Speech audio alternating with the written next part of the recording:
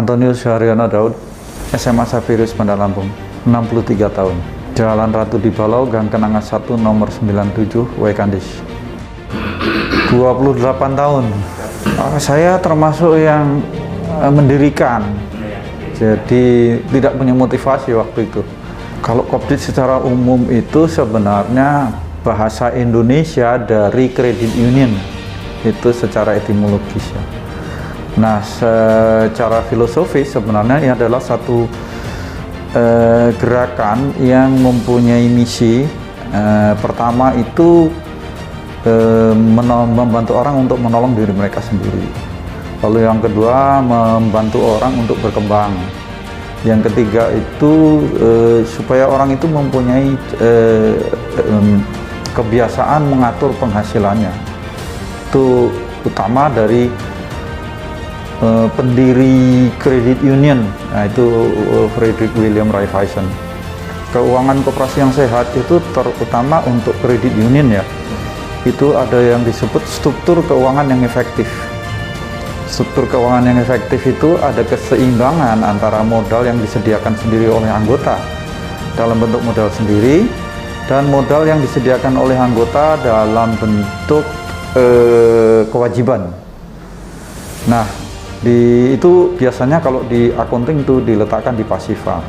Nah, modal-modal itu kemudian tempatnya diaktifkan di yang belum dipakai itu biasanya di kas dan di bank. Yang sudah dipakai itu ada di pembelian gedung, kemudian inventaris lainnya, dan yang paling utama itu ada dipakai oleh para anggota sendiri untuk ke cita-cita finansial mereka sebenarnya. Ada 3 pendidikan sih sebenarnya ya. Yang pertama itu pendidikan yang menyangkut sikap, sehingga diharapkan orang itu setelah mengalami pendidikan itu sikapnya berubah. Tetapi dari sikap itu kan harus dimulai dengan juga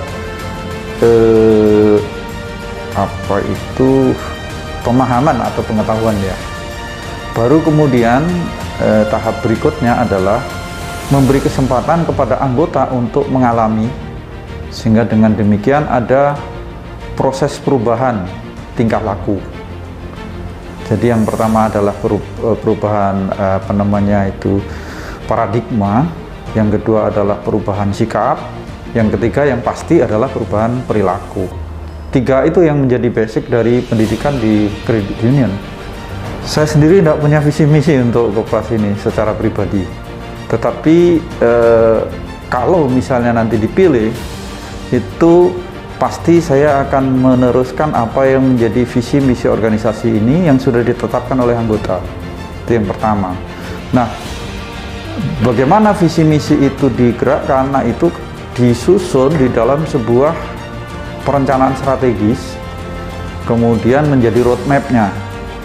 Sesudah itu, setiap tahun itu dilakukan proses penyusunan rencana kerja yang diambil dari Renstra atau roadmap itu. Nah, itu sebenarnya merupakan aplikasi dari tercapainya misi dari Credit Union. Jadi kalau nanti terpilih ya pasti harus meminta persetujuan anggota program ini apakah bisa disepakati. Kalau iya baru kita bisa bekerja. Tapi secara pribadi saya memang tidak punya visi apalagi misi ya. Karena di situ ada tim, ada bekerja dengan para pengurus yang lain, kemudian juga sebagian besar adalah menjalankan amanat. Maka kalau secara pribadi saya diminta apa yang kamu lakukan, ya pegang teguh saja yang menjadi amanat yang dituangkan melalui rapat anggota. Karena ya rapat anggota itulah yang memiliki otoritas tertinggi ya, kedaulatannya ada di sana. Kalau punya misi pribadi kan nanti organisasinya jadi milik saya. Saya kerjakan sesuka saya kan.